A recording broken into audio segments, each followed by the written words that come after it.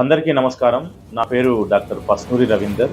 So, అంటే పిల్లల యొక్క మనసుని అర్థం చేసుకొని, పిల్లల్ని సంతోషపెట్టాలి అనుకునేటటువంటి వాళ్ళే తల్లిదండ్రులు. అది ఏ తల్లిదండ్రులైనా సరే. చాలామంది ఈ కాలంలో ఎట్లా ఉన్నారంటే, తల్లిదండ్రుల్ని శత్రువులుగా భావించే పిల్లలున్నారు. ఓ సెల్ ఫోన్ కొనియలేదనో, ఒక బైక్ కొనియలేదనో, చాలా శత్రువులుగా భావించి వాళ్ళ పట్ల అకారణ ద్వేషాన్ని పెంచుకొని, మాట్లాడకుండా అలిగి, కోపాన్ని ప్రదర్శించి ఇవన్నీ చేస్తున్నారు. మరొక వైపు ఆస్తుల కోసం, అంతస్తుల కోసం నాకు రావాల్సిన వాటా పంచియట్లేదు, లేదా నేను అడిగిన లక్షల రూపాయలు ఇవ్వట్లేదు అని కూడా తల్లిదండ్రుల మీద గొడవలు పెట్టుకుని రకరకాల వ్యసనాలకు గురి అయ్యి రోజు ఇంట్లో అశాంతిని రాజేసినటువంటి పిల్లలు కూడా ఉన్నారు.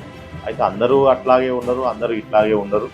తల్లిదండ్రుల యొక్క కలల్ని నెరవేర్చడం కోసం కష్టపడేటటువంటి పిల్లలు కూడా చాలా మంది ఉంటారు. కాబట్టి సన్మార్గములో ఒక క్రమశిక్షణతోటి ముందుకు సాగడం ఒక భాగమైతే, మరొక వైపు తమ మూలాల్ని మర్చిపోకుండా ఉండాలి.